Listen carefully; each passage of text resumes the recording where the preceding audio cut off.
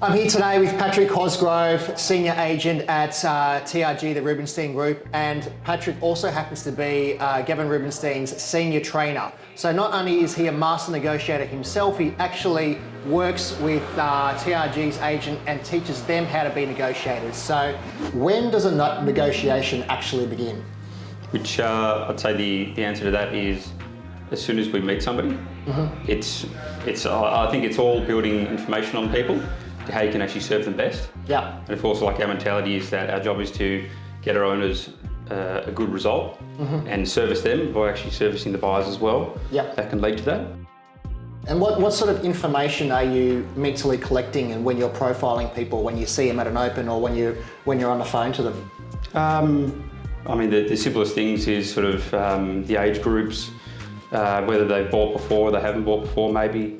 You can sort of start to get an understanding of who somebody is, whether they're a first home buyer and you might need to sort of talk them through the next steps and things like that, more detail than somebody who's probably an investor and who's bought and sold many properties before. Yeah, but sometimes those kind of natural skills that we've developed as a negotiator through life the wheels can fall off it sometimes in a negotiation for a property. Is it maybe because there's very large sums of money involved or egos involved or the competition of having other people negotiating at the same time? It's a combination of everything. It's really all comes down to emotions.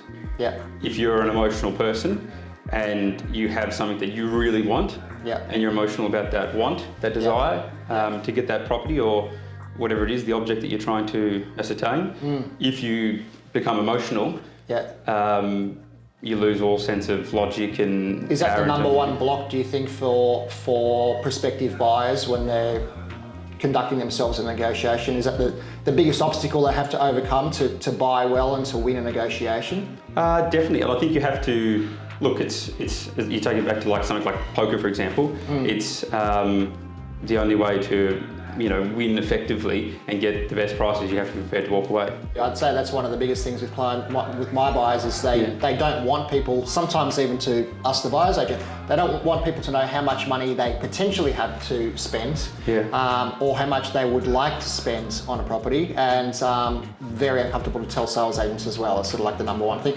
And they come in and say, Dan, why do agents ask me how much I have to spend or what I'm approved for when I walk through an open home? It makes me feel so uncomfortable. But really, I mean, what's the purpose of that from an agent's perspective?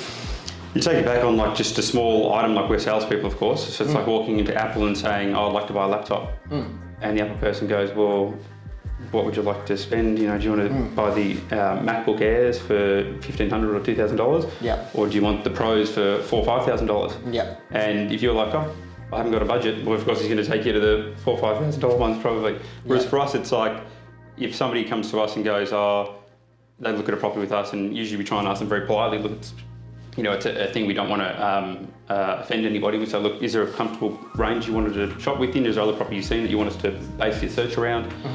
Lots of ways you can ask it. They might go, "Oh, look, between 2 and 2.2. I said, if the perfect property came for you at 2.3, should we show it to you? Or not tell you about it? Speaking with agents and addressing the budget question and how to share how much money you have to spend. What you're proposing is it's good to let the sales agent know, but in such a way where they can understand what you might pay for this property or what you might have for a different or better property or even something that's not as good that needs renovating. Definitely. Like if you said to a sales agent, I wouldn't feel personally compromised in any way, in shape or form, in terms of going into a negotiation saying, I've got 2.5 million to spend and we're currently talking about a property I've inspected with them at 2 million. Because one, doesn't mean I'm going to pay you 2.5 million for this property. And if I am somebody like that who has got a bit of a rubber arm, my skill set is probably better at identifying things when I inspect the property, researching better. So then my other side of the thing, which is the other part of buying a property, it's the negotiation part, let's say, or the communicating part with the agent. You probably need like a family or a friend or a professional in that point to negotiate for you, because you always go to the full budget that you've got. This is your spreadsheet, this is your intel, which has got the information and all of the feedback. So when buyers talk to you, you go back to your laptop and you actually go, Dan Sofo's buyer, absolute maximum $2 million. Those notes are sitting there and you're running that sort of information for every single person that you're engaging with. So, and if they've said they don't have the budget, we try to call them, we send them a text, send them an email, try and get a hold of them. The people who have said, I do have the capacity to go over that level, and there is some interest for us, those people, we would probably be calling them like 100 times in a day. So they turn over their phone, they come out of a meeting and go, oh, there's 100 missed calls from Patrick. 100 missed calls from Patrick Cosgrove. That's a little bit unusual, something must be happening. But it's because like they've said, yeah, I can go to the capacity. So then it's maybe, can we convince them that this is a property for them, and look, we've got 2.3, could you go to 2.35? You know, do you want to be part of the negotiations? We can help you get everything ready in the background. So can you give me your number one best piece of advice for a buyer to be a better negotiator with any sales agent? Be polite and be stoic. You can definitely villainise yourself in the eyes of agents.